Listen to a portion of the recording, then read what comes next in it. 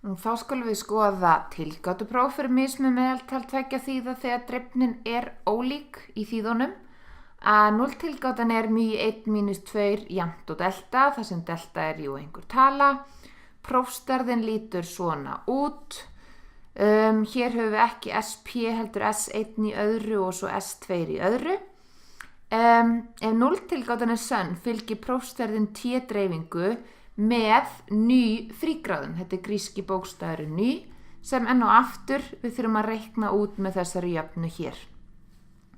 Svo þegar við flettum upp til þess að finna höfnunarsvæðin þá þurfum við að fletta upp eftir þessum fjölda frígráða hér sem var muniði auðvelt að reikna út þegar við gátum gert ráð fyrir því að drifnin væri svipuð. Það var bara n1 + n2 - 2.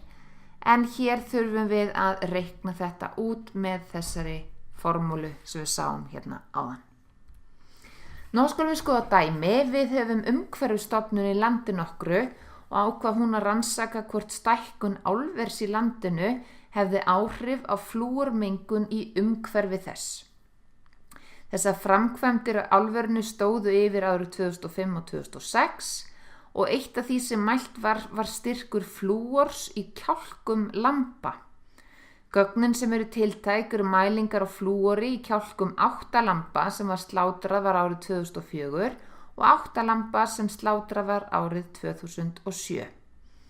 Gögnin má sjá á næstu glæru ásamt nokkrum lýsistærðum og við sjáum það hér.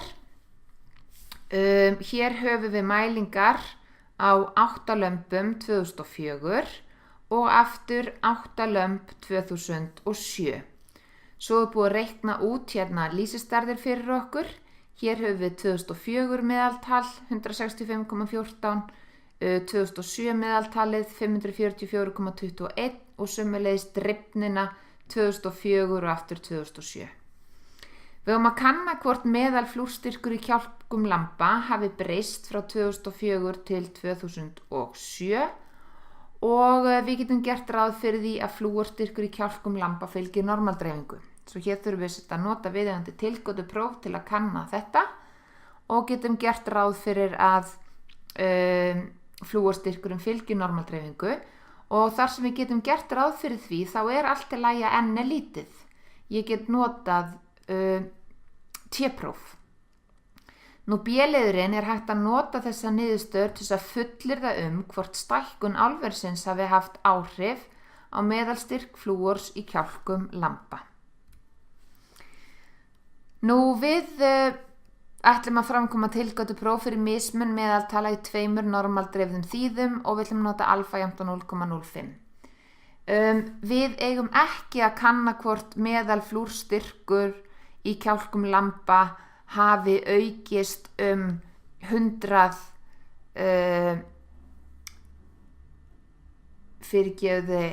hvort hann hafi aukist eitthvað ákveðið gildi, heldur bara hvort að hann hafi breyst. Og þá deltan okkar í jöfnunni, það sem ég ætlaði nú að gera var að fara hingað fyrir gefið, þá deltan sem sagt delta hér bara jafnt og 0. Og þá getum við skrifa tilgátunar á þessu formi μ1 jafnt og μ2 og μ1 ekki jafnt og μ2. Nú til þess að ákvarða hvort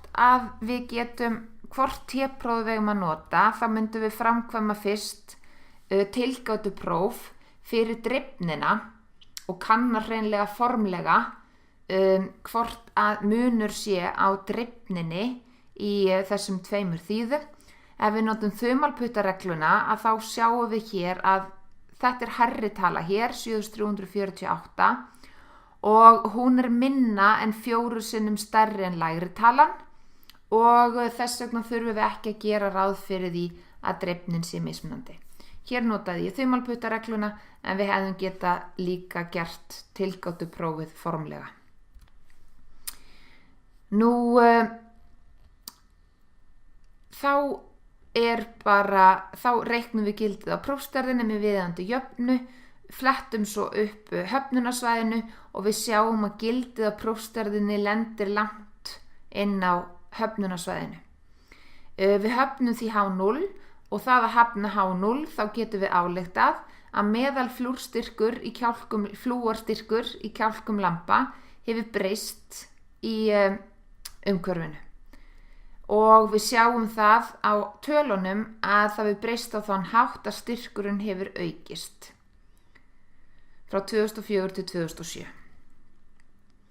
Nú sjáum það 2004 165, 2007 544. Við ætluðum líka að svara spurninginni hægt að nota þessa niðurstöður til að fullyrða hvort stækkun álversins hafi haft áhrif á meðalstyrk flúorsins. Og hér skulum við passa okkur, við höfum vissulega sýnt fram á að meðalstyrkur flúorsins hefur hækkað þarna frá 2004 til 2007, en við getum samt ekki með þessu fullyrt að það sé vegna álversins. Við þyrftum að skoða það nú eitthvað frekar að það geti eitthvað annað hafa haft þarna áhrif sem þyrfti að skoða frekar. Við getum allavega ekki fullyrt að svo stöddu að þetta sé vegna verksmiðjunar. Jæja, þá þessum öðrum hluta lokið þar sem fjallað meðaltöl og ég þakka áheyrnina. Bless, bless.